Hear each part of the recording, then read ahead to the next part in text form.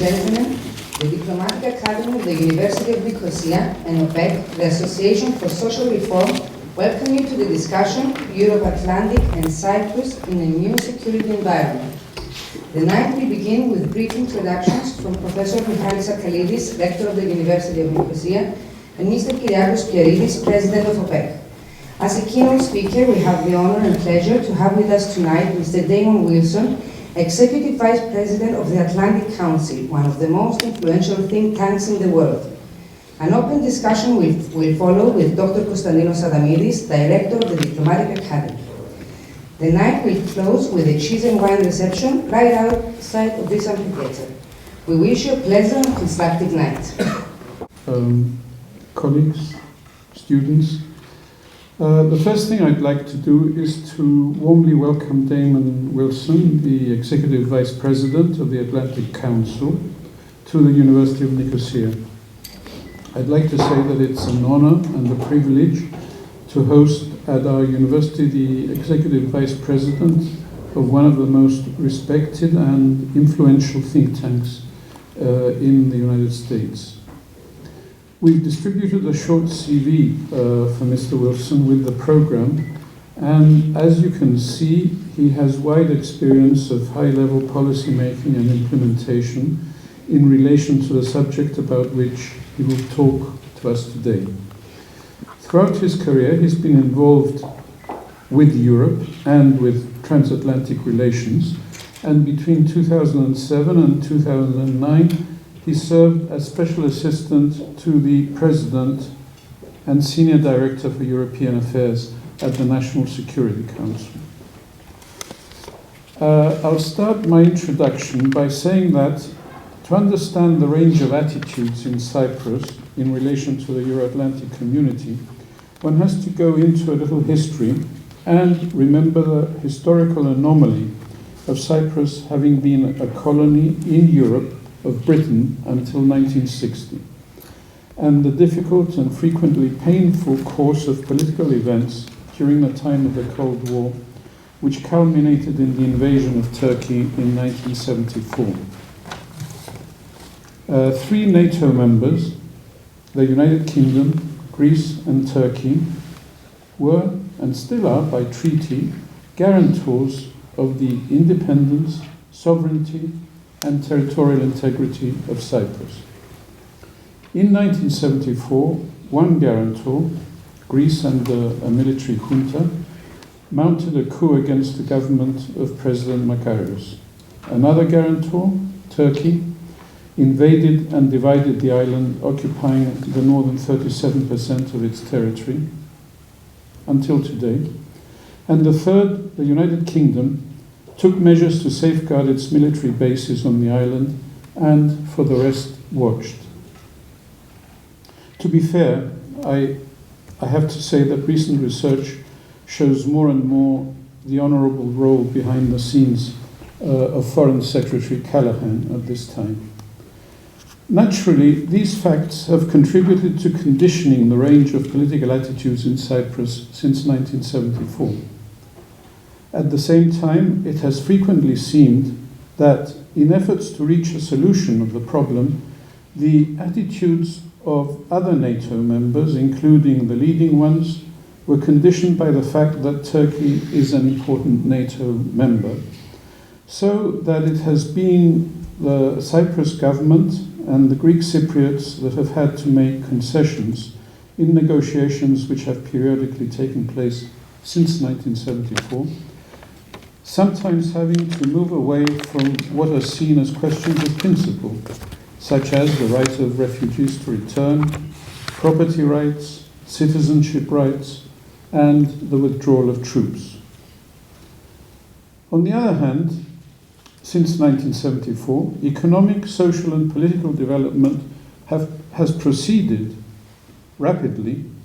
Cyprus went up on a curve of prosperity, or to look at another index, about 70% of each school-leaving cohort goes on to tertiary education, while democratic politics has introduced much greater pragmatism to a large part of the political spectrum than in the nationalistically or ideologically oriented past.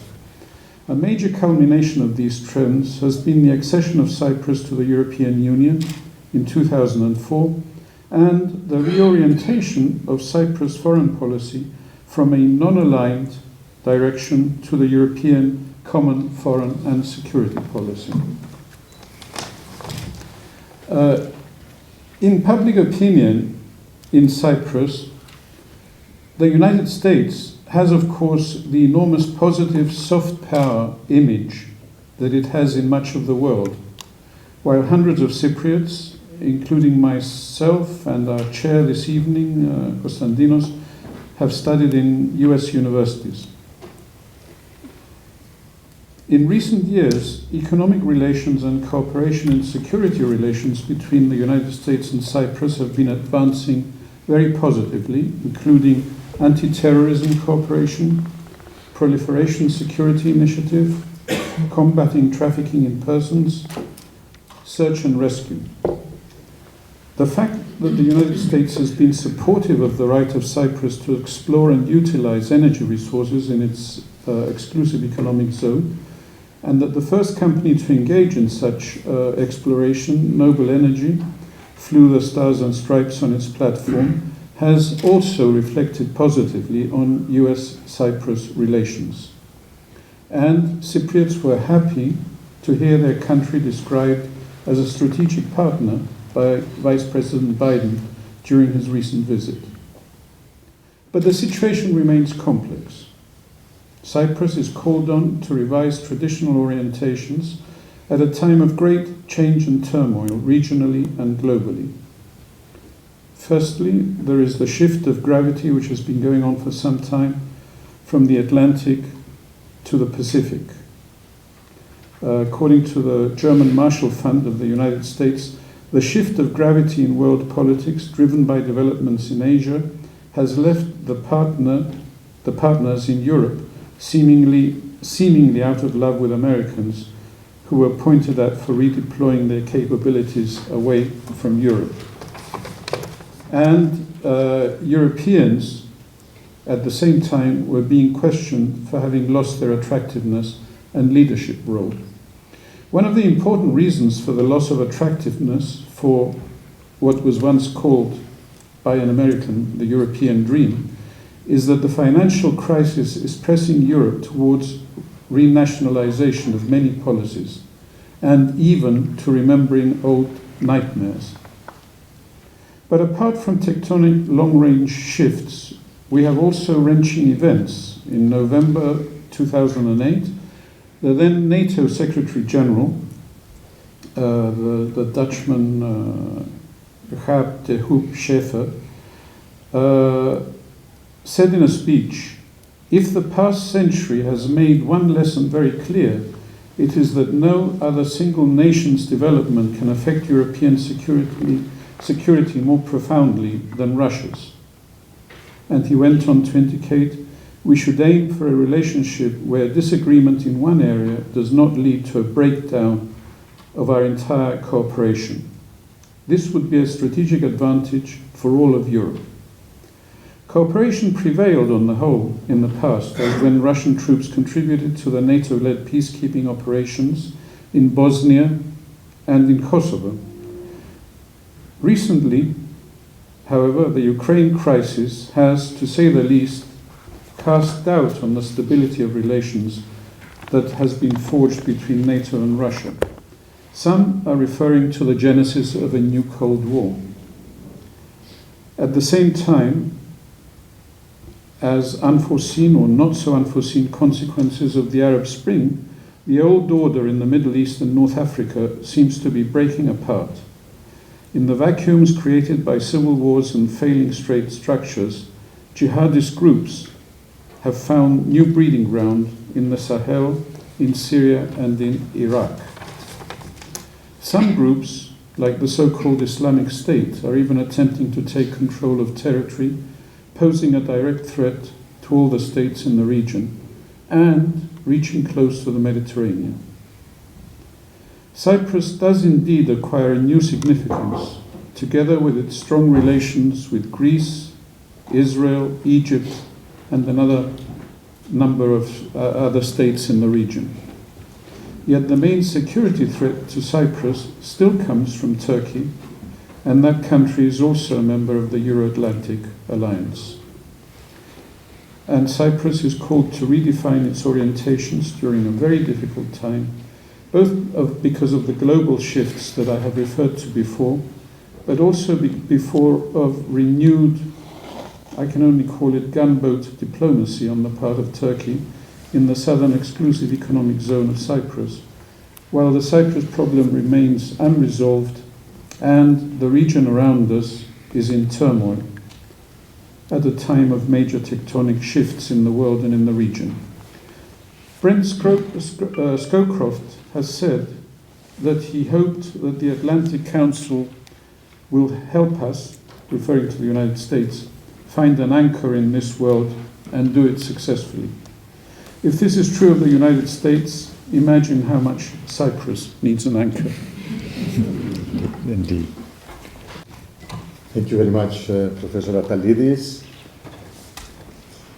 We would like to share some ideas we have on the security aspect already in the public discussion in relation with recent developments. Some people believe that the exploration of natural resources deep in the seabed of the Eastern Mediterranean might become a curse or a blessing for Cypriots. Our association considers that the recent developments shall not derail the main effort to reach a comprehensive solution of the Cyprus problem. After 40 years of Turkish occupation, this is a matter of urgency for the Greek Cypriots, especially for the Greek Cypriots. It is well understood that the Republic of Cyprus has the full legitimacy of the international law to continue the natural gas project with no impediments from Turkey. The international support is of fundamental importance to do so. But simply to condemn Turkey is not enough. Cyprus Republic has the responsibility to send clear messages to the Turkish Cypriots and the international community that the natural gas project serves the fundamental aim, the unification of the island. If we all agree that the priority is the solution, we shall use the natural gas as a catalyst to facilitate the solution. We have to be frank and sincere on this. We do not invent a new catalyst just to destroy the previous one in the implementation phase. One has to be honest with similar situation created in the past. For example, how we have almost destroyed the catalyst of the accession of Cyprus into the European Union, and then the other catalyst that followed, the prospect for the commencement of the accession negotiations of Turkey. We, the Greek Cypriots, already count 10 years of missing opportunities.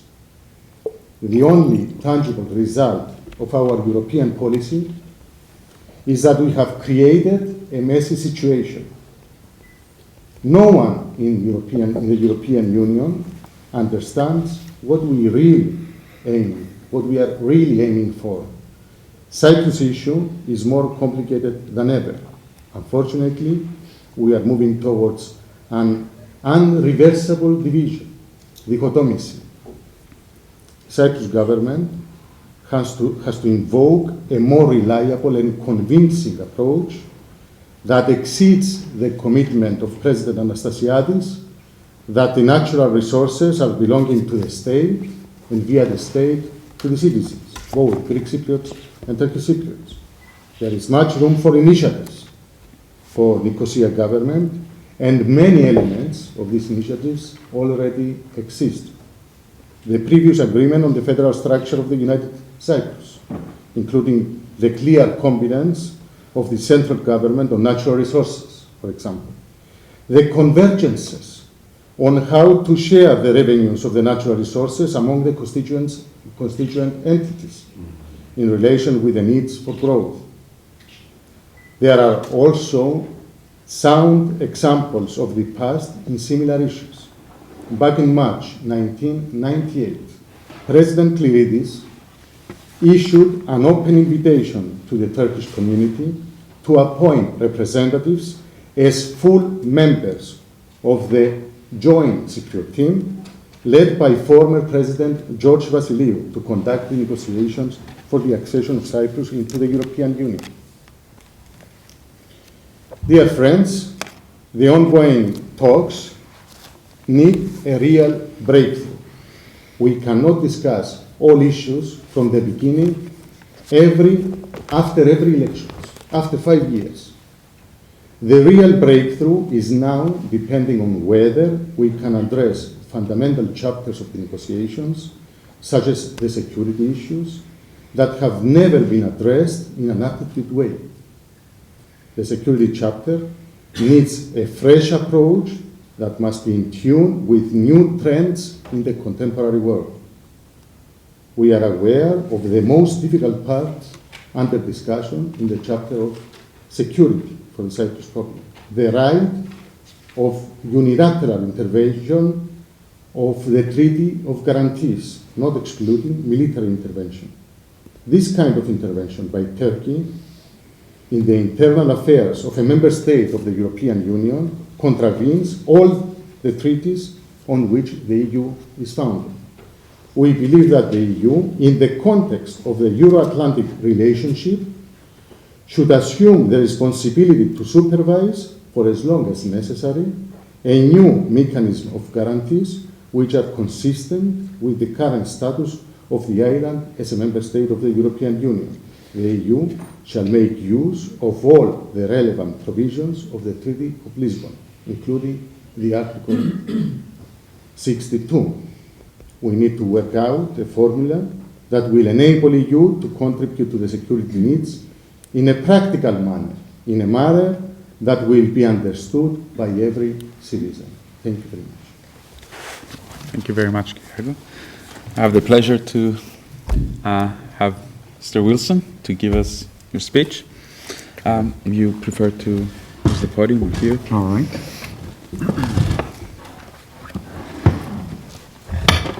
Thank you very much. It's just a real pleasure to be here. Thank you, Professor Aphilides, Mr. Klivridis, and Dr. Adamides. It's a real pleasure to be at the Diplomatic Academy of the University of Nicosia, and to be here in association with the Association of Social Reform, OPEC, as well. I'm here speaking as not on behalf of the U.S. government, as an independent analyst, but I do want to extend my thanks and gratitude to the U.S. Embassy team that's been a partner here, and thank Kristen Pisani and Ingrid Larson who are with us this evening, as well as my colleague Megan Poole from the Atlantic Council, and extend another special thanks to the government of Cyprus and the Foreign Ministry in particular. Working with Ambassador Chakali has been quite useful in helping to set up my visit here. This is, for me, it's a meaningful. Can you hear all right? Is that all right? Or are you? All right, perfect. For me, it's quite meaningful to be here in Cyprus. My grandparents lived in Cyprus from 1969 to about 1972. My grandfather, Reverend Paul Wilson, my grandmother, Peggy Wilson, lived in Nicosia. She taught at the American Academy. She taught second prep, and she also taught English to those Greek and Turkish Cypriots that were studying to take their exams to go to university off the island. And they captured in their time here the story of the hospitality of this island, of the times of their visits to villages, of their students. And we were going through in my family the diaries of my grandmother, who was in awe over the poinsettia blossoms that were as big as trees in the United States, and the meals, the hospitality. They left a real sense of the charm of this island and the impact that it had on their lives, from their visits across the island to seeing Archbishop Macaris and parades. And it's been clear to me that since my grandparents lived in Nicosia over 40 years ago, Cyprus has retained its charm. It's retained its knack for making visitors feel at home. But the world is also a very different place from back then. The transatlantic community faces an increasingly complex world with much more intricate and shifting challenges than before. If you just look across the Middle East today and the crises that we face from ISIL to Libya to Syria, the economic challenge that's been so difficult here in Cyprus but throughout the West, the crisis we face today in Ukraine, and what that means about a Russia that's taking a very aggressive policy in Europe's east right now. Technological changes of dramatic impact. They're changing the way we think of national security and culture and foreign policy. The rise of Asia. There's a more volatile future that we're dealing with. And the transatlantic cooperation, the transatlantic partnership is more important in this context. So to grapple with these challenges and some of these constraints, leaders need to firmly grasp this sense of strategic thinking and planning to better shape this future that we're going into. So tonight what I wanted to do was discuss how do we actually shape this future? How do we unlock the potential, particularly of Cyprus, of this island? And I want to do a couple of things. I don't pretend to be a particular expert in the Cyprus problem. I'm not a hydrocarbon expert, but I do want to broaden this in terms of a sense of strategy. I worked at the White House for many years on European and Eurasian policy, and I want to talk a little bit about how we think about our strategy in Europe and how I think about that now independently outside the government, and do a couple of things to embed Cyprus in a broader strategic context, to consider the challenge that vision is facing right now from Russia's actions on this continent, demystify what NATO itself is and the Partnership for Peace, something that's come up in the context of Cyprus, and really think about the way forward for the strategic partnership between Cyprus and the United States, which is committed towards this idea, towards a settlement for the Cyprus problem. In many respects, it's a call to action, if you will, about how we can think strategically about the problems we face. That each opportunity that we face is impacted by the Cyprus problem today. And so how do we stay focused on this with a plan to end, that the end state is indeed a settlement, and we begin building that future. So I'm here on this island not only because I wanted to come back after hearing the stories of my grandparents, but also because we've noticed in Washington the changes that are underfoot on this island, that Cyprus has become quite relevant to what's happening. We noticed very clearly with the election of President Anastasiades in January 2014, his speech, his remarks where he announced a reorientation of foreign policy, a very ambitious vision, if you will, that has garnered great support not only in Washington officially, but in places and corners like the Atlantic Council itself, where he articulated an aim of reaching a solution to the Cyprus problem, of safeguarding the exploitation of the island's natural wealth, enhancing the country's participation in all EU pillars and policies, and upgrading bilateral relations with the United States in particular, while still maintaining Cyprus's traditional relationships. And so what I want to talk about is how we think about Cyprus embedded in a broader strategic context. Just before his speech in November 2013, Assistant Secretary Tori Newland gave her first speech as Assistant Secretary at the Atlantic Council. And in her speech, she connected the idea of the energy renaissance that is taking place across the globe to this idea of the vision of a Europe whole, free, and at peace, which has animated U.S. policy for 25 years. And she first linked this not to any country in Europe's east, but to Cyprus in particular. And she said in those remarks at the Atlantic Council that 25 years after the fall of the Berlin Wall, we shouldn't be satisfied with the democratic map of Europe. We aren't finished. And this idea matters because what we have seen is there is unfinished business in creating this fully integrated democratic map of Europe, where we've had uncertainty, insecurity, lack of prosperity.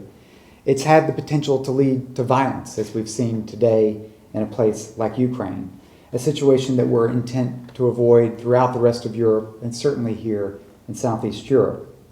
And so I want to embed Cyprus in this story of a Europe whole and free and at peace. So since the end of the Cold War, for the past 25 years, U.S. policy has been guided by this vision. And the concept from the start included the idea of Russia. It was essentially a common transatlantic grand strategy. And it's important to remember that this goes back to the U.S. fighting in World War II, not only to defeat the Nazi menace, but to help Europe emerge from war in a way that the United States would never have to fight in Europe again. And after 45 years of the Cold War, we nearly achieved these aims.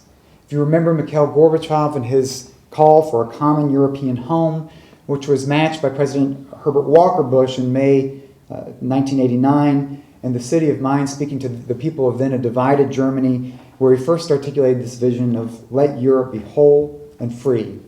It was a vision that became policy, bipartisan policy in the United States, that mirrored this idea of outreach to Russia to build a strategic partnership with Russia, working to turn former adversaries into allies through NATO enlargement, and at the same time deepening Europe's integration inside the EU.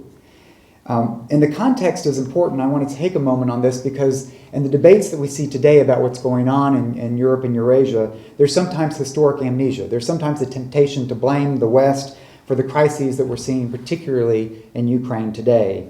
But if you look back at what the strategy was, it really played out as a series of chapters. And that first chapter was in 1990, a united Germany negotiated with the Germans and the Soviet Union that was united within the alliance. It's in 92 when the European Economic Community became the European Union, deepening the pillars of European integration.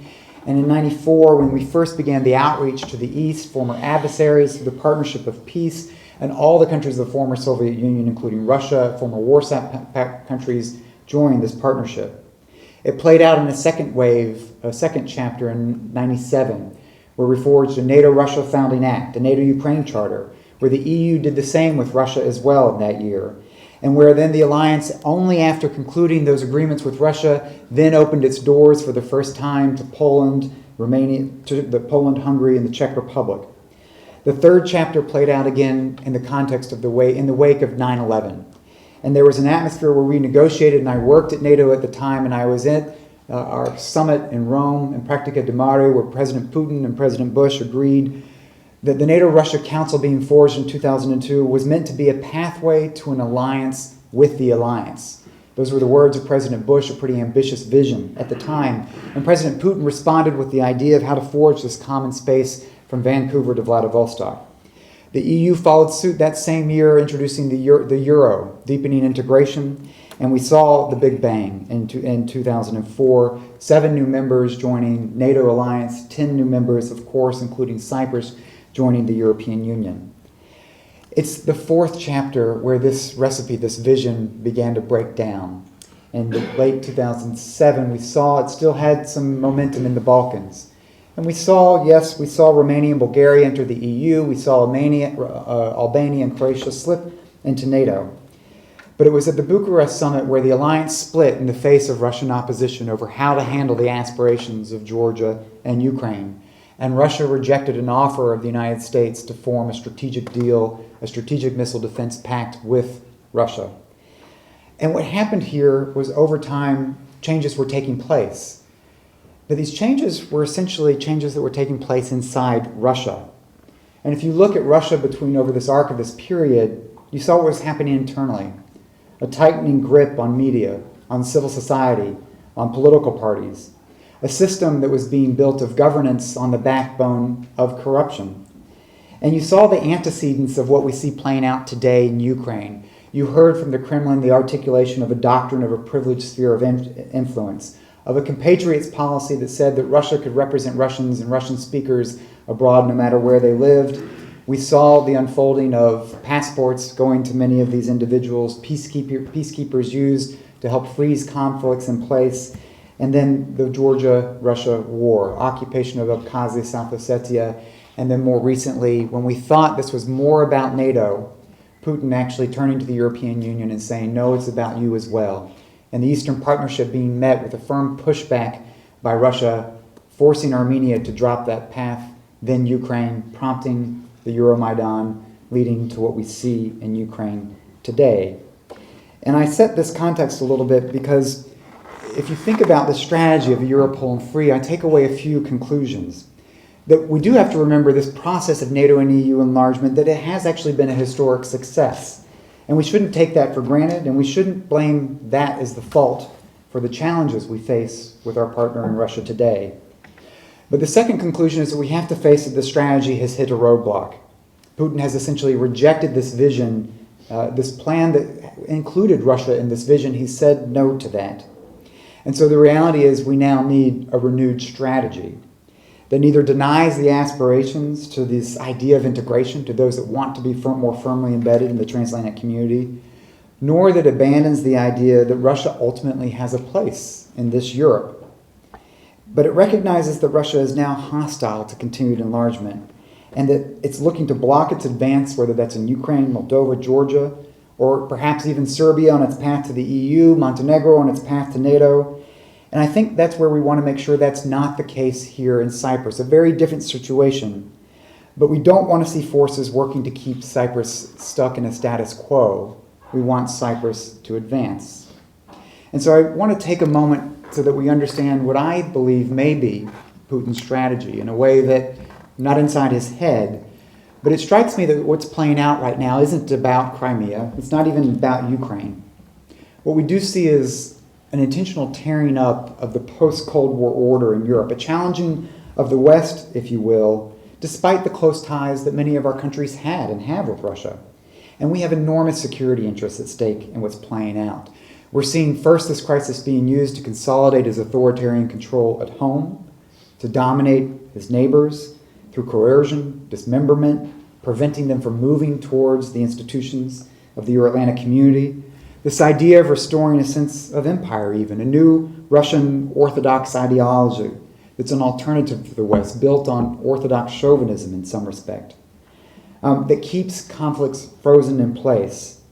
And we see classic strategy playing out of an effort to divide the Euro-Atlantic community, and that means challenging the NATO alliance, challenging the European Union, perhaps even calling into question the solidarity that's so important to the EU sticking together for its future, and so important to NATO in its Article 5 solidarity to defend each ally. And the effect we're seeing is effort to reverse this Cold War outcome, and again to begin projecting power at the heart of Europe for the first time in 25 years. And we have to remember that this unfortunate set of circumstances playing out is in part because of the unfortunate turn that Moscow has taken as the result of the development of what essentially is an authoritarian kleptocracy. And we've learned in 2008 in the Georgia incidents, and we're learning in Ukraine, that there is a tendency to have an expansion of the objectives if there is no pushback, so that the biggest determinant of Russia's actions sometimes is the Western actions or inactions. We failed to deter in 2008, and I think the issue is whether we will or not fail again now. And if we do, the thought that we could be faced with a series of unfolded conflicts and crises. As EU and US, as the European Union and the United States as a strategic partner, Cyprus has been contributing in many respects pretty bravely, courageously, to a strategic response. In many respects, I think we're looking to recommit, and I'm arguing for a recommitment to this idea of the first principles, this vision of a Europe whole and free that in many respects includes Cyprus itself. We're raising the cost in terms of sanctions, responding to aggression in the East by consolidating the South, and this means eliminating the uncertainty about the Western Balkans eventually belonging in Europe, and Cyprus being more deeply embedded in this community.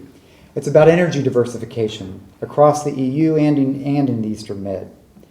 And by doing so, we're continuing to see that Cyprus is demonstrating its role as a responsible partner, ally, and it's laying the groundwork for deeper transatlantic integration of a post-settlement Cyprus. And so I think our goal remains, how do we help former adversaries become allies, thereby ensuring a sense of peace that can lead to security and stability that opens the door to greater prosperity. And this theory essentially applies in Cyprus. So now the issue is, how do we build your future? The opportunity that you now have with the United States that's recommitted to what's happening here, recommitted to Europe and to Cyprus in particular, and to avoid the sense of a false hope that might come from different models, alternative shortcuts.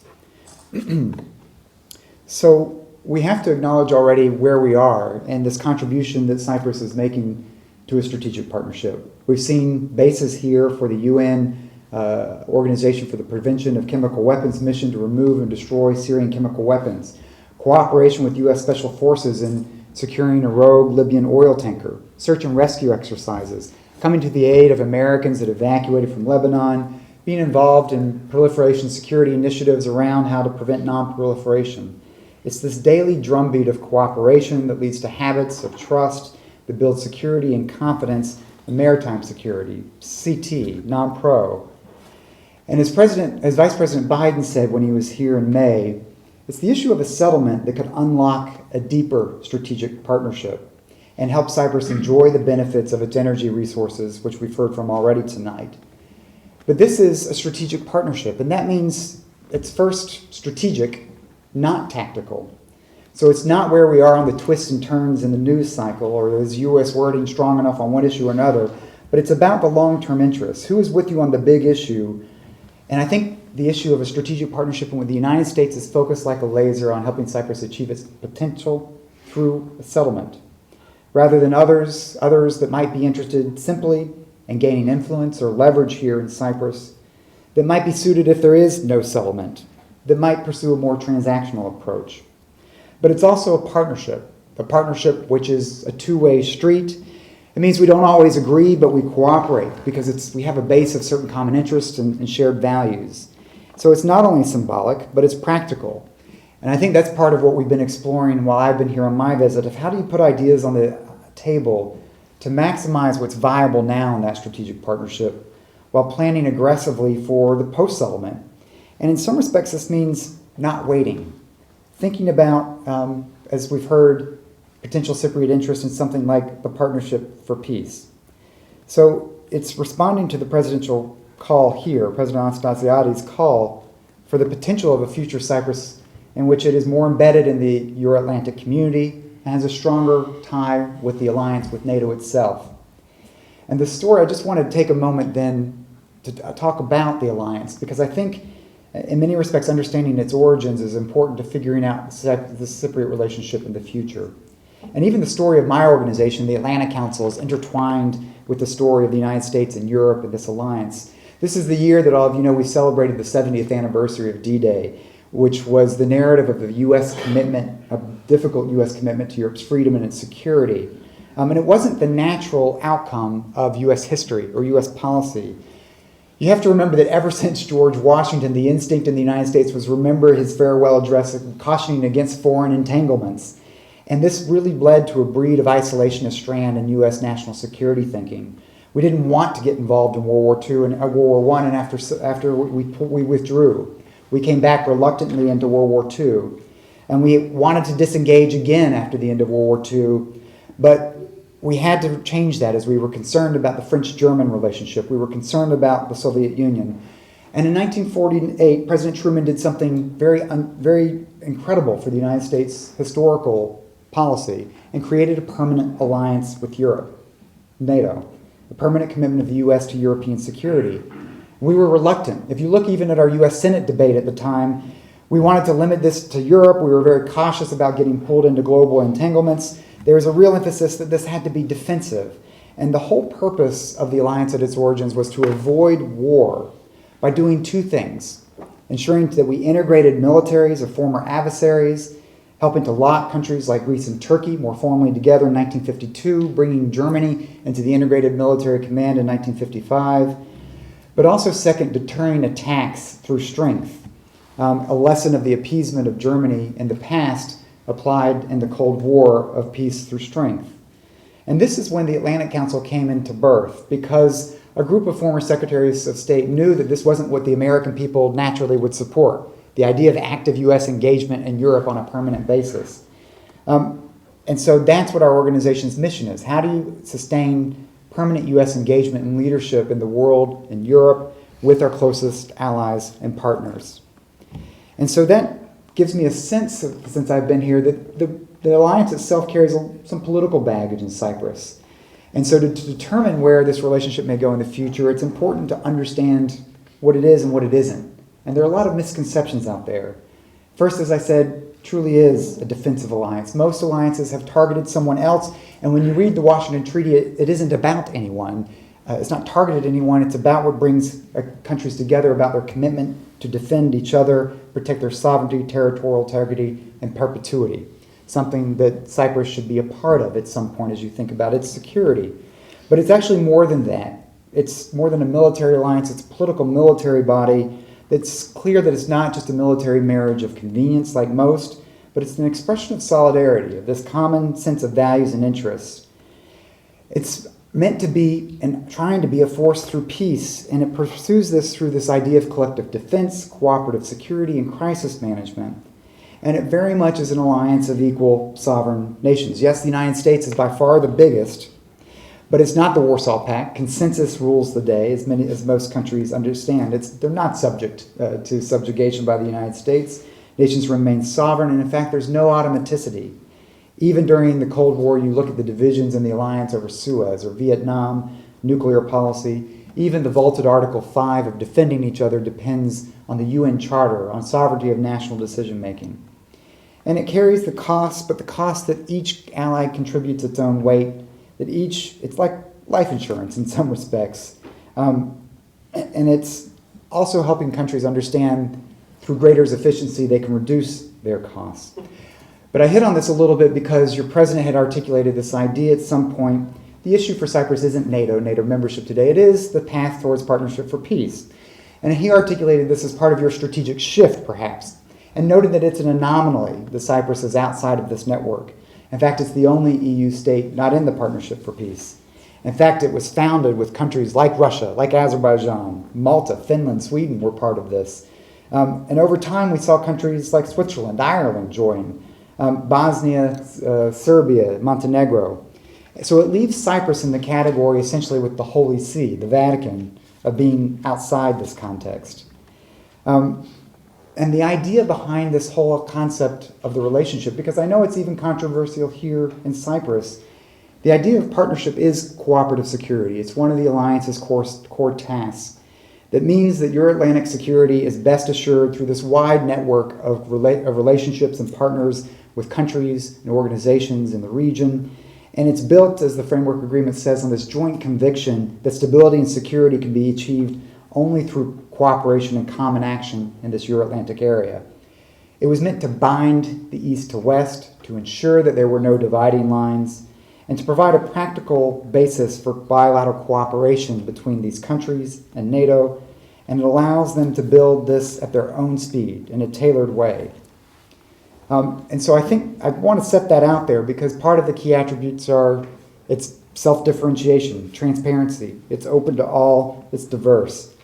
And in turn, countries that are part of this have the right to consultation if the partners perceive a direct threat to their territorial integrity and their security.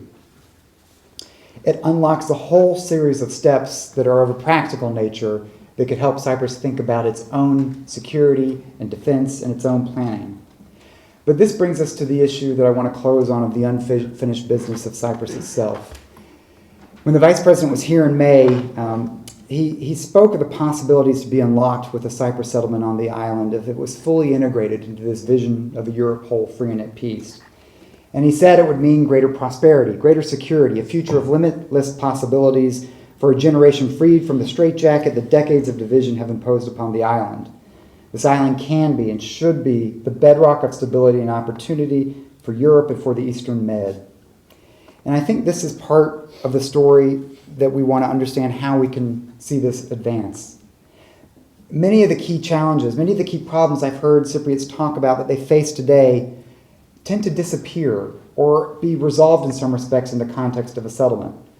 The sense of providing more certain security, predictability, where you actually dedicate your own budget resources, how you tap your hydrocarbon resources. So if the end state is a desire to see this unification, how do you actually work back to get there? Because part of my concern is that the status quo may not be stable, that in the absence of progress today, we unfortunately might see there's an effort from some to create an environment for something like a two-state solution, something we want to avoid. So I'm not convinced that time is really on the side of a settlement. It's why I think there is a window of opportunity right now, despite the challenges that we have, what are happening right now in your exclusive economic zone. There's a window of opportunity with the posture that your government has taken, with the Cypriot leadership locking in its strategic orientation, embedding it and the Euro-Atlantic community, unprecedented U.S. attention and engagement that may not necessarily be sustainable, a new UN engagement with Espen Barth Ida, who brings enormous talents and good judgments to this process. And so it will be up to Cyprus and to Cypriots to choose that path. But what's clear is that the world in this region is changing. The world is advancing. It's changing rapidly. And you want to ensure that this island risks being stuck and isn't left with negative alternatives. So I want to close with a call of what we've been working on at the Atlantic Council of how do you think long-term, strategically about your interests and identify what your interests are, and then think about pursuing them doggedly in the short term so that we aren't wasting the opportunity cost of time to get there. It's this uncertainty and instability. There's no reason to put your head down or try to manage things on a day-to-day basis. But how do we raise our sights and think strategically to build this future for the island of Cyprus? I share the Vice President's optimism, but I'm not naive about the difficult path. But today's challenges and the promises of the future make it, I think, all the more important that Cyprus cement its post-settlement future and a Europe that's whole, free, and at peace, that it be part of that narrative, part of that bigger community of values, that it be embedded in a stable Eastern Mediterranean region, in which Cyprus itself becomes a contributor and a driver of security and prosperity in this region. So with that, I want to close my comments and turn it back to you. Thank you very much.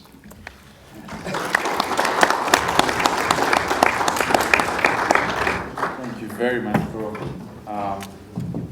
this very interesting talk and the various issues you have raised, away from strategic alliances to Russia to solution or post-solution possibilities. And personally, I would love to see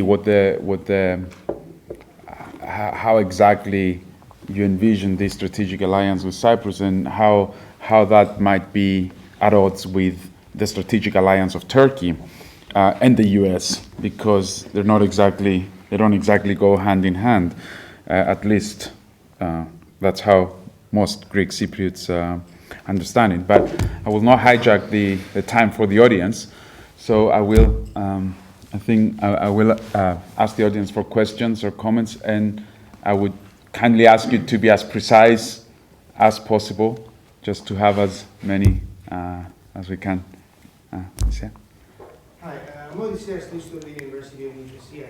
I have two questions, and I'll be as brief as possible. As I understand it, a major part of the strategic relationship moving forward would be the resolution of the conflict, but it wasn't clear to me whether you consider that to be a precondition for strengthening the strategic relationship or not. If you could please clarify that. And then the second is, actually Konstantinos just touched upon it, the relationship of, the status of this relationship vis-a-vis the relationship with Turkey. For example, the reaction of the United States to the latest developments with the Barbaros ship have been quite different from Vice President Biden's approach, and that seemed to cause reactions in Cyprus. What I would ask is whether you consider that Turkish strategic maneuvering in the region is something that you think could be completely destructive of the potential for a strategic partnership with Cyprus developing or not? Shall we take a few questions first, or do you want to answer? Yes, you please. Do we have more questions along the same lines? Okay. No? All right. I'll go forward with that. Thank you very much for two excellent questions. The first part of this, I would say that a settlement it should not be a precondition for deepening the strategic partnership. I think that would be a wrong way to think about it. What I see out there is an idea, an offer, a concept that's been put out there on the table. And part of what I'm really eager to see from my perspective at the Atlantic Council is how the American side and the Cypriot side builds this and actually puts some meat on the bone of the strategic partnership, and that we not wait.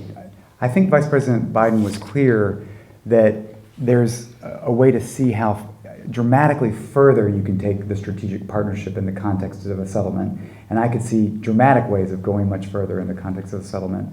But I think it actually adds a sense of urgency and a sense of priority that your government, my government, go to work on actually building out the building blocks of what this means. What it means, how do you maximize our cooperation? There's a pretty heavy agenda on maritime security, on CT issues, on practical issues, on growth of our economic and business relationships, even as we negotiate a trade deal that hopefully brings a free trade agreement here to Cyprus as well with the United States. So I think it's quite important that this not be left sitting, but that the Cypriot side and the American side go to work on what is the roadmap? What can we do to maximize this cooperation right now? Because just in my survey of the relationship, I think there's quite a bit of room for growth. Even on sensitive security and defense aspects where there are some natural constraints. I still don't think we're pushing the envelope and leveraging what Cyprus is doing in PSI and other networks. So I'd like to see an effort to build that up and actually make sure that it isn't just an ephemeral, rhetorical idea that's left there. I think it means it's incumbent upon your government to think creatively about that and come forward with ideas and propose real ways to develop this, to articulate what is the Cypriot strategy. What's the Cypriot strategy in a bigger picture that can help inform what makes sense then to build with the United States? Today, during the course of today and tomorrow with the Atlantic Council colleagues, we've been looking at some of these concrete ideas, sort of these building blocks, whether it's in security, whether it's in defense issues, but also in economic and other cultural cooperation. I think it is true that you can imagine a settlement opening up even a more dramatic relationship with the United States, particularly in the sphere of security and defense. And I think that's a good thing. And I think that's what should be the goal and be the aspiration. And so you asked about this vis-a-vis Turkey, a little bit of your question as well.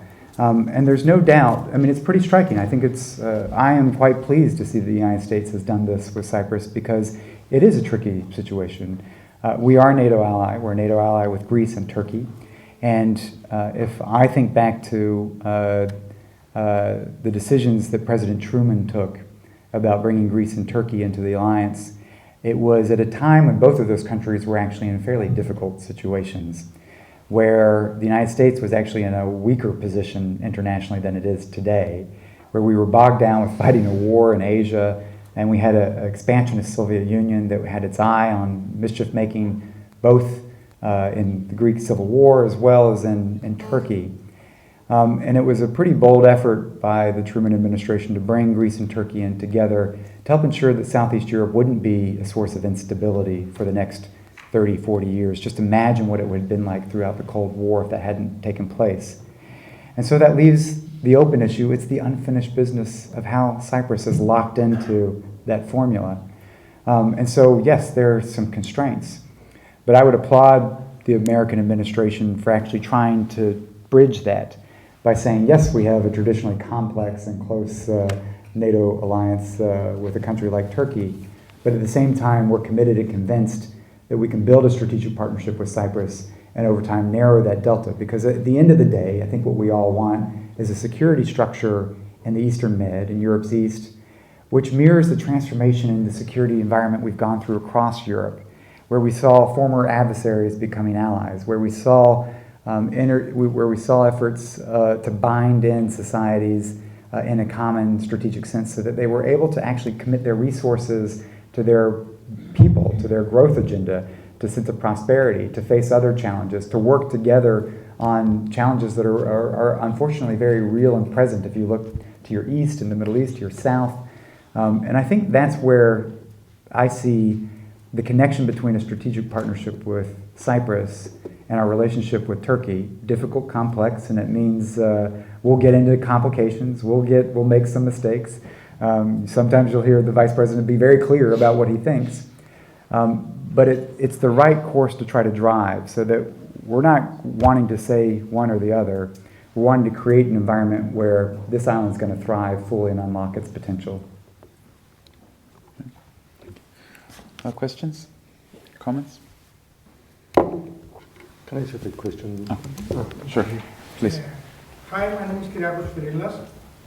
The backbone of Cyprus' economy is based on Russian capital.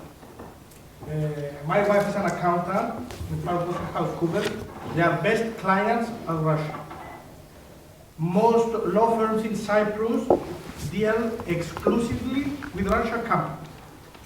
My suggestion is, if the United States wants to strengthen the partnership with Cyprus, it should see the hydrocarbonates as an opportunity for US companies that deal with the matter to get involved in Cyprus. Because you understand, in the long term, everyone's interest is where the money is. So if our interest is best served by the Russian capital, so why? You understand? I do. Why go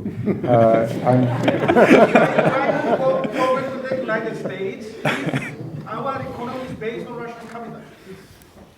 Absolutely. You're obviously hitting on a very important issue. I'm very aware of that. And I think, look, in an ideal world, think the United States itself has been working quite hard, until recently, was working quite hard to have a constructive relationship with Russia itself, where we were working on our economic relationship. You look at Finland, you look even at Latvia. Riga, Latvia is a banking center for Northeast Europe, and most of that is Russian capital.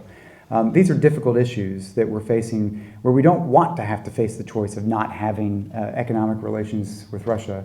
What we're doing right now is something that we're forced to be doing because of the incredible policies being pursued by the Kremlin right now that we see playing out in Europe's east, which have the prospect of leading to greater conflict and greater chaos.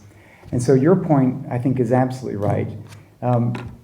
You want to see a core agenda here is how you actually return to a sense of growth and prosperity. And I think this has to be a couple of core elements. It becomes a strategic imperative to unlock the hydrocarbon potential that is around this island. And I think that's absolutely right. I think the United States, as far as I can tell, thinks about it strategically that way. I certainly do. What's the quickest path you have in Cyprus to be able to take advantage of this and have ultimately a diversified relationship economically with your energy, whether it's south to Egypt, east to Israel, or north to Turkey as well? The diversification for you is a good thing. And so there's an imperative to be able to move forward on that path. There is the reality that to maximize that ultimately is probably connected to how you end up with the settlement, even though I wouldn't necessarily link it. It also relates to how you go back to the first issue of building out our own strategic partnership. Right now we're in the negotiation for a transatlantic trade and investment partnership. It's essentially a free trade agreement between the United States and the European Union, obviously for Cyprus being part of that. My organization, the Atlantic Council, is leaning in quite heavily on this because we think this isn't just a good economic deal. We've done the studies that show how it will help stimulate growth and jobs across the United States as well as in individual European Union countries. These are the two largest economies by far in the world, and the ability to have a free trade space between them can unlock a sense of growth, a sense of optimism, which I think this island would very much welcome and should be part of our strategic partnership bilaterally with Cyprus. But it also is important because we'll be using this process with the EU to set the norms for regulatory trade for countries globally. With over 50% of trade and services being handled between North America and the United States.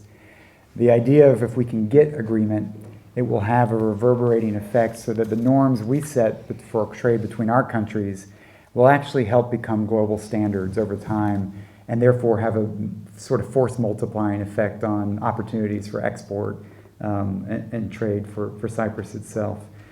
So I wouldn't knock Cyprus for the economic financial relationship it has. We recognize and understand that.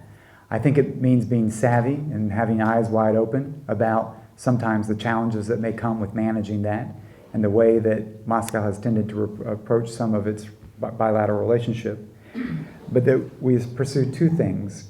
One, the diversification of your strategy for growth, jobs, competitiveness, essentially the story of competitiveness. How do you turn to more micro policies that sponsor that now? And over the long term, that we work towards getting back and being able to have a Russia that is willing to play by the international rule book and therefore is willing to be integrated in the global economy in a constructive rather than destructive way. Have Zenonas and okay. Let's take a couple of questions now that the Zenon. Thank you. Hello, I'm Zenon from the University of Warwick, and I have one question particularly about potential relationship between Cyprus and NATO or the US even. Taking into account that international politics works in terms of interest, and knowing that Turkey and the US and NATO have had a long-lasting, very important alliance, and that Turkey has been serving American and NATO interests in the region, despite their ostensibly bad relationships at this point. Why should Cyprus, the Republic of Cyprus, or even Greek Cypriots, to say the least, trust that in the future a relationship between a relationship within NATO or within the Partnership of Peace would not be in their benefit? That the US or even NATO members would benefit Turkey on certain issues, maybe in the future, over Cypriot interests. And I think this is a legitimate question, not because of US likes Turkey best and doesn't like Cyprus or NATO, but because it is about interest. Right. Okay. Costa? You rightly mentioned the settlement as a very important catalyst for this partnership. It's a catalyst, and this makes the partnership very dynamic in many contexts. Among else, the partnership itself, having two partners, and the settlement will change the identity of one of the partners. If not the legal identity, we're not speaking about this, the political, economical identity. So the settlement is not just a push forward, but it may change the whole content of the partnership, and this may not be for the good all the time. Have you considered this? Interesting. Let me offer just a couple of thoughts, and again, just my personal views here. But the first issue, which I think very fair question about how the U.S. thinks the interest base and the relationship with Turkey, and if you think about it from a U.S. perspective, it's why I took a little detour in my talk to try to talk about the idea of a Europe whole, free and at peace, to help underscore that we actually want to see Cyprus as part of that narrative, that it's been the driver of integration in Europe didn't really just originate among Europeans. The driver of integration in Europe has been an American policy. And it was facilitated because, remember, the lack of trust between France and Germany at the heart of so many conflicts. It was facilitated because of the Americans coming in and saying, we are here to guarantee your security. And by creating that certainty, that absolute certainty, because of our treaty commitment, not in a temporary alliance, but in a permanent alliance, it was able to open up pathways of confidence, reconciliation, integration that we used then, first beginning with coal and steel, to integrate what were the industries of war before World War I. That it led to an integrated military commands. It's pretty remarkable if you think about that. Just years after World War II, how we were turning Germany into an ally of France, how we turned Japan into an ally of the United States. So if you think about this from a U.S. perspective, our idea is we want to see Cyprus as part of this broader narrative. How do we have a united Europe, a Europe whole, free, and at peace that is our closest partner, our closest ally in the world? And that means creating a scenario in which there is no uncertainty about security on this island, and creating a scenario in which you have confidence. You don't have that risk looming over, well, what if? Well, what if we just don't know? And so for us, the idea of NATO, this is the ultimate security guarantee. We had this conversation. I've been working in Montenegro recently, very different from Cyprus, but the Prime Minister of Montenegro basically said, look, my country's only a few years independent, and we had such a few years independence 70 years ago. We've decided to reorient our country strategically, even though we have a profoundly deep relationship with Russia, because I need to feel that we've left behind a legacy of permanent territorial integrity and sovereignty of Montenegro in perpetuity. And that only comes through our integration in Europe, in the EU, and NATO. And so Cyprus is in a halfway house. You're in the European Union, but the island is divided. And so from an American perspective, we want a security architecture in the Eastern Med where we're not having to worry about an outburst of some crazy incident happening in the exclusive economic zone. No, we want to get beyond that, where we're thinking about how we're working with you on real, if you're sitting in Washington, we're worried about what's playing out in Aleppo. We're worried about what's playing out in Mosul. We're worried about real challenges to our national security interests. And so the way we think about this strategy of a Europe whole and free, and Cyprus being part of that, is the more that we have an integrated partnership and an integrated alliance with the group of countries with whom we share not only the most common interests, but also the most common values, the premise of rule of law, human rights, democratic institutions, free markets. And the more we anchor that in a sense of certainty, where you're eliminating the idea of ever having war among this group of countries, that gives us the global partner we need and want to deal with tackling Ebola in Africa, to deal with terrorism emanating from ungoverned territories in the Middle East. And I think that's why I just wanted to broaden the conversation tonight, because if you're here and you've got to focus on the immediate issue and settlement. But if you're thinking strategically about the U.S. interests here, we want to see this in the context of a settlement, because we want to take and work and focus on that bigger agenda by ensuring that we aren't distracted by a flare-up of a conflict in the Western Balkans or an incident in the Eastern Med. So I belabored that. I'll stop there. And I think you were raising the issue of the settlement of the of the potential catalyst. And I can't necessarily, I might miss some of the contours of, I can't remember the details of the question, but I think about, yes, the settlement can be a great catalyst, because the settlement can be a leaping over of the strategic partnership. With the settlement, there has to come some sense of certainty about your security. So what is that story? I don't know. It hasn't been written yet. But I wouldn't think of a settlement being divorced from or absent from a sense of security for this island that's guaranteed, and that can be done in a range of ways. And I don't know what the future will hold. I don't know what it will be. But the settlement is not only a catalyst for the strategic partnership, but the settlement could be a catalyst for a real American security commitment with others in the transatlantic community to all of this island, so that there's no question about its peace and security, so that you've got the freedom to think about prosperity and jobs and diversification of the economy. And so I see the settlement as a catalyst not just for the strategic partnership, but for perhaps a leap forward and the real resolution of a security challenge for this island. Okay, we have Christopoulos in the back. Sandra, one more over there. Christopoulos? I'll shorten my answers, I apologize.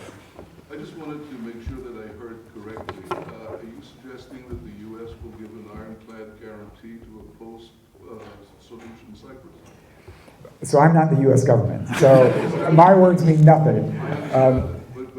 Is that your feeling, that there is a chance of that? So sitting in my independent institute, sitting at my think tank, thinking about playing out strategies, how do you actually get there? You have to have trust and confidence.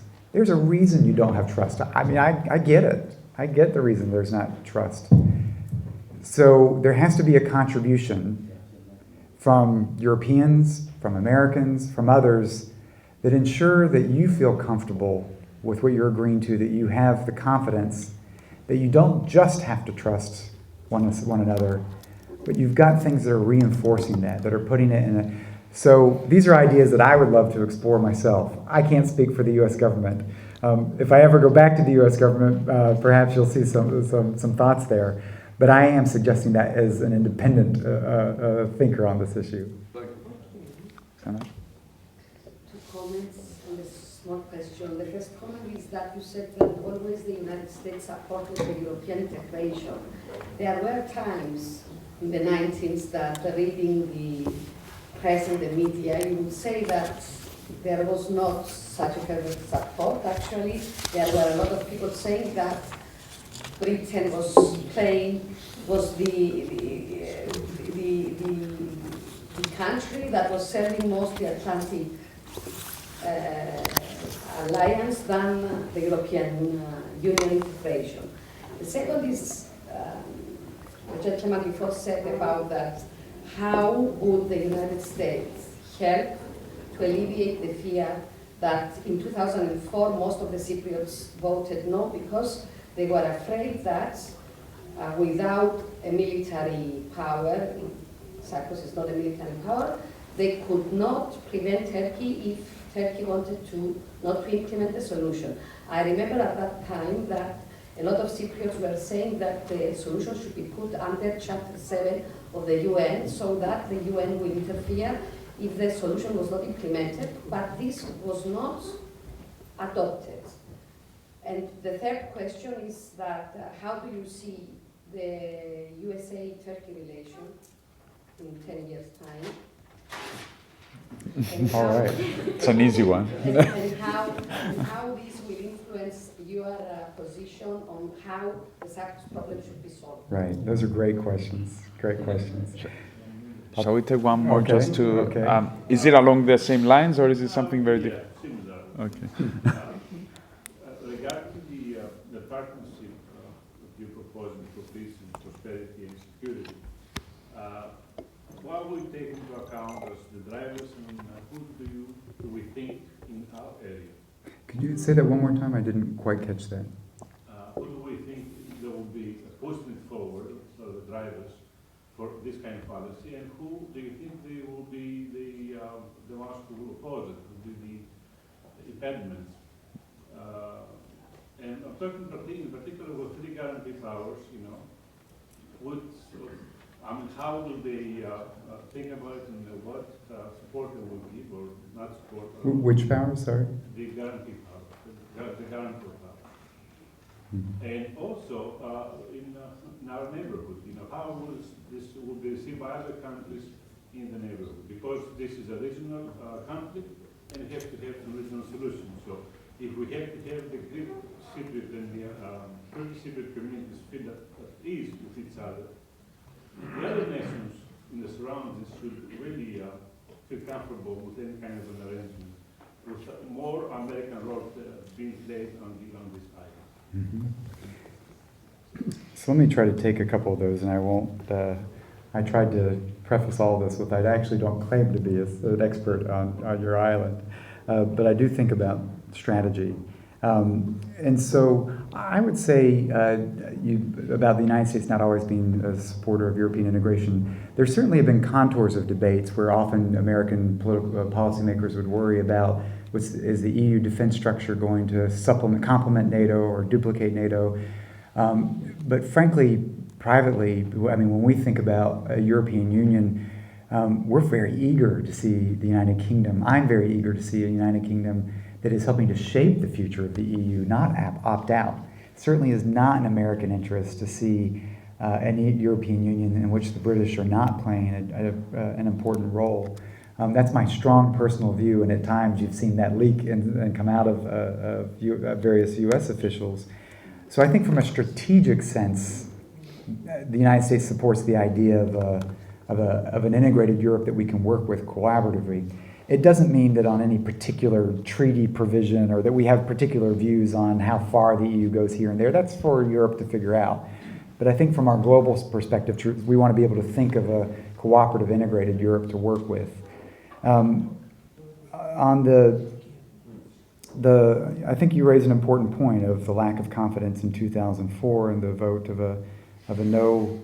What will it take to build public support? And I think that's a really important conversation to be had here. I don't know the answer to that because I don't know your country well enough. But I think it's critical that the public be brought along and be supportive of whatever will be there, obviously with the referendum being required. Chapter 7 is an element. I must say, when I watch the UN Security Council, I have very little confidence in the UN Security Council's ability to reach effective decision-making conclusions, given where we are today, particularly with Russia. That makes me nervous about the effectiveness and decision-making if my own security were quite dependent on that. It's why I think that a Cyprus that over time has a closer relationship, frankly, a Cyprus that over time may be in NATO, is actually a shortcut to think about how you actually build security and confidence. That has to be a Cypriot decision. That's not an external decision. And that's not even really much of a debate here. But I could see the contours of that in a way that would help you understand the confidence behind unification. U.S.-Turkish relations in 10 years' time, I think that's a really good question. When I worked at the White House, the most difficult issues that we managed, the most divisive issues in our internal debates were how did we deal with Turkey? It is complicated. You know this, we know this. Not easy. And I have to be honest that I think where our relationship in 10 years' time in part depends on the trajectory where Erdogan takes Turkey.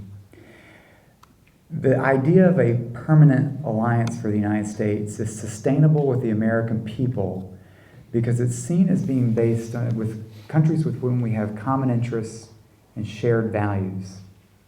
And while it didn't start this way, any decision about the alliance now, any decision about alliances in the United States now are very connected to the commitment to democratic institutions, to rule of law, to human rights, and to the idea of these countries perpetuating the West. I hope that our relationship will be stronger in 10 years because we will have a Cyprus settlement, we will have a democratic Turkey. But if Turkey goes in a different direction, it's going to put real tension and real strains on the relationship with the United States. It is very difficult for the American people to understand alliances, permanent alliances with countries that don't share the fundamental values that are so integral to our societies. Because remember, we entered these alliances as a way to avoid war, not to get into war. The only reason the US Senate agreed to do this is because they thought we have failed to secure Europe and we keep being dragged back into war. So the only way we're going to do this alliance is because it's meant to avoid war. And so I think that you ask a very important question. And finally, I'm not sure I can really answer effectively. I don't know if I'm smart enough on the issues to really talk about the drivers for peace who will oppose and support. I do think that you have, I think you genuinely have incredible political will in the United States right now to really seize and push this window of opportunity. I have to tell you, you need to not take that for granted, that really the White House pays attention. The Vice President's personally invested, the State Department is heavily invested in what's happening here. You can't take that for granted, so I would leverage that and use that. But I think you'll see the supporting role from many of our European partners, our European allies. The Brits in particular is part of that. I hope that you'll see Turkey come around to be a constructive actor in this process, and this is what we have to test and what we have to work on, and will be on the Vice President's agenda when he is in Turkey in just a matter of days. We certainly have heard the aspiration of the political will coming from your government, but I think it's important that be focused and follow through and not allow opportunities to pass up, not get stuck in a way that through short-term tactical moves you miss the opportunity for the long-term strategic deal that I think you may want. Your government certainly says it wants. And that's where this appointment of this new UN representative, Espen Barreide, is someone who I've worked with for 15 years, and there is no one better with skill and judgment. I never even heard him talk about Cyprus before his appointment, but I've seen him in action in many other settings. I think you've got a right correlation, and you want to maximize those that are driving for peace. What I think would be helpful, and I think would be important, is where is the public, and where is civil society, and where are NGOs, organizations, independent analysts in this country in helping to create a conducive political environment. Because everybody here has to be afraid, do I take a political risk and then lose my job? And I think if there's an ability to create a supportive public environment, then you begin to change that dynamic and you begin to determine who the drivers of peace are. Okay. One more question here. Yes? Two questions. Two. Very short ones. First, how do you see the relationship between the United States and the Islamic world, in particular political Islam? And second, do you feel that NATO alliance is looking for an adversary?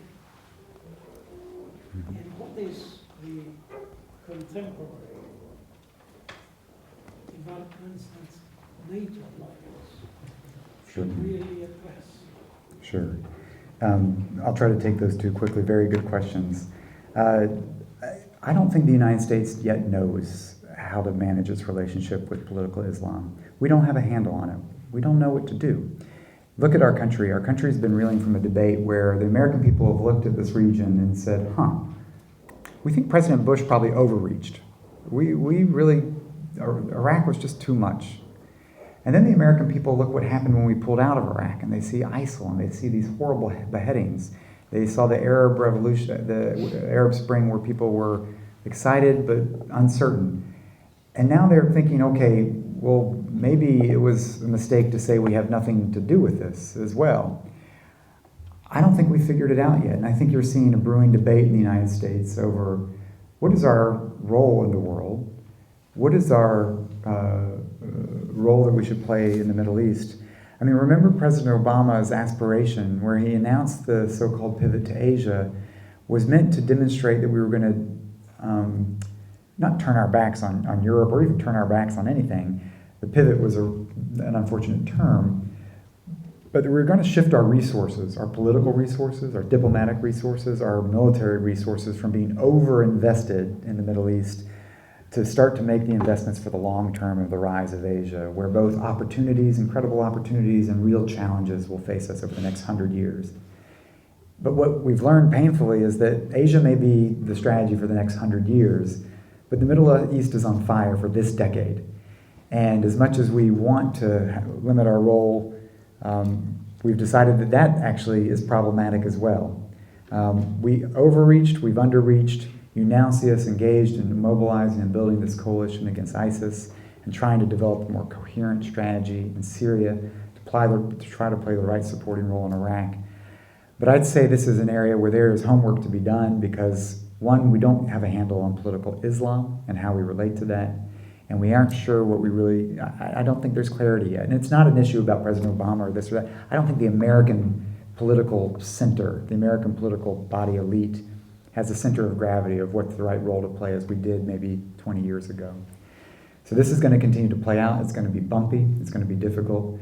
And I think what we're doing at the Atlantic Council is working with Democrats and Republicans to try to develop a long-term Middle East strategy that can enjoy political support across the aisle so that we begin to play a role that is more consistent, that is more understandable, and more sustainable in terms of our resources and our interests. NATO is not looking for an adversary. The remarkable thing, if you look through history, as I said in my remarks, most alliances throughout history were alliances of convenience that were designed to target a potential third party, designed against adversaries. The Washington Treaty, when you read it, is a remarkable treaty because it is about a commitment to each other. And it was about how you actually provide the sacrosanct guarantee of defending each other's security so that we could take former adversaries and turn them into allies. It was a transformative alliance rather than a transactional alliance. And so the alliance was formed first in a way of how you actually cement these Europeans that used to fight all the time. Now quickly grew into a confrontation in the Cold War with the Soviet Union, obviously, which was the common adversary. But I think the alliance is a point that, look at the world. We live in an uncertain, dangerous world. I mean, who was talking about ISIL Who is talking about Ebola? The rate of change of technology today, of demographics, of the rise of the middle class, there is so much uncertainty. The world is a volatile world. The idea behind the NATO alliance is to be a bedrock of security and stability. We don't want adversaries. That's the point of this partnership, NATO's partnership. It's not just an issue of even partnership for peace with Cyprus. NATO's partnership is with the Middle East, with the African Union, partnerships across the globe, because it's premised on the idea of how can you actually, NATO doesn't want to deploy forces in large numbers. Afghanistan was not a pleasant experience for the alliance. Nobody's looking to repeat that. They want to create a security structure that is helping to prevent and avoid those types of situations by building the capacity of others, building confidence in these partnerships. I would say, unfortunately, President Putin is doing everything possible to make himself an adversary by the way he's trampling over the sovereignty of countries in Europe's east. But just look at the debates inside the European Union. It's with great reluctance that whether it's the EU or NATO, that we're having to deploy forces to the east, that we're having to enact sanctions. Nobody's celebrating this. Nobody wants this. But we realize through painful lessons that if we don't stand up to this type of bullying, this type of tyranny, this type of aggression, that we run the risk of getting sucked into something much more difficult, much riskier, and much bloodier. And so it's best to try to deter it now. Anything else? No?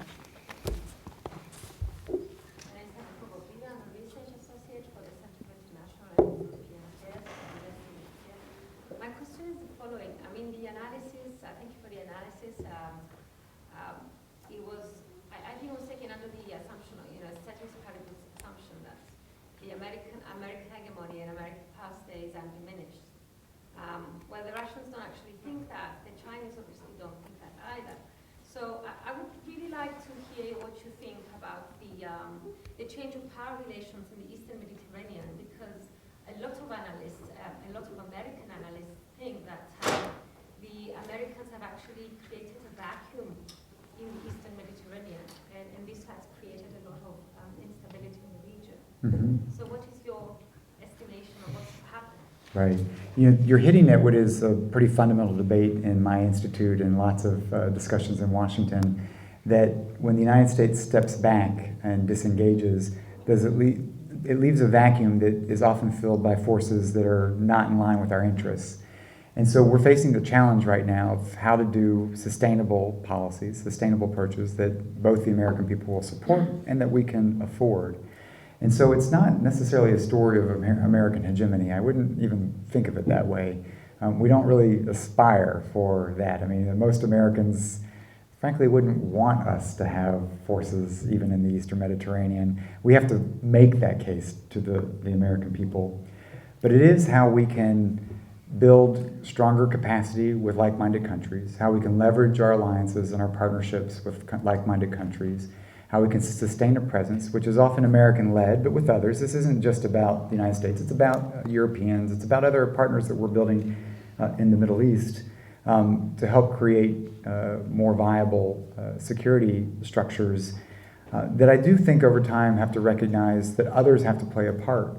I mean, even if you think about the operations in Afghanistan, there were 98% NATO forces, European and American forces. And this is not sustainable over the long term. Over the long term, we want to see partnerships forging with other emerging democracies and countries that are opening their markets so that we can imagine more cooperative approaches to security where we don't have to think of American hegemony. We're concerned about particularly what's happening in East Asia, South China Sea, where we're working with a range of countries across there, not to contain China, but to ensure that there's confidence in that region. And I think in a smaller scale, that's a bit of a strategy here. It's why I think it's actually a constructive thing that Cyprus has a pretty good regional strategy of building relationship with Egypt, with Israel, with Lebanon. That's pretty smart. And that's a pretty smart approach. And so I think we need to get that formula right. I don't think you can exaggerate in a future American presence, but I think some American presence actually matters and can be sometimes what makes the difference. Okay, great. Well, thank you again Thank you. very much Thank you. for your talk and for answering all these questions. And I'd like to ask the audience to give a round of applause to our speaker, and then invite you. Oh, thank you.